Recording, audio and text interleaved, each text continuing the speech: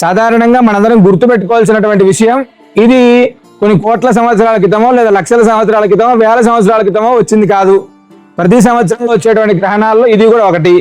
అంతేగాని ప్రత్యేకంగా అది కూడా విశేషం ఏంటంటే ఇది అతి సామాన్యమైనటువంటి చంద్రగ్రహణం. దీంట్లో ఏదో అద్భుతాలు జరుగుతాయి లేదా కొన్ని అరిష్టాలు జరుగుతాయి. గ్రహణం అన్నప్పుడు సాధారణంగా ప్రకృతిలో కొన్ని మార్పులు అనేటువంటి యథాతథంగా జరుగుతాయి.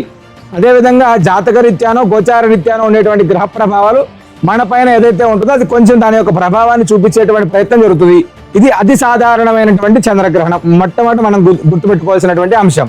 అదేవిధంగా సింహరాశిలో ఏర్పడుతుంది కాబట్టి వారు ఏదైనా గ్రహణ శాంతి చేసుకోవడం, అదేవిధంగా గ్రహణ ప్రభావం ఉండేటువంటి రాశులు ఎవరైతే ఉన్నారో వారు తర్వాత రోజు ఎక్కడైనా వివిధ రకాలైనటువంటి ఆలయాల్లో గ్రహణ శాంతి జరుగుతుంటే వెళ్ళి ఆ గ్రహణ శాంతిలో పాల్గొనడం, లేదా గోమాతకు ఆహారాన్ని అందించడం, అన్నార్థులకు ఆహారాన్ని అందించడం, గోప్రదక్షిణ చేయడం, ఇవన్నీ కూడా అత్యంత విశేషమైనటువంటిది. అంతేగాని దీనివల్ల మన జీవితాల్లో తెల్లారి ఏదో విపరీతాలు జరగవు, అదేవిధంగా అనర్థాలు జరగవు. ఇలాంటివి భగవంతుడిని ప్రార్థన చేస్తే భగవంతుడి పాదాలు పట్టుకునేటువంటి వాడికి ఎలాంటి ఇబ్బందికరమైనటువంటి అంశాలు ఉండవు.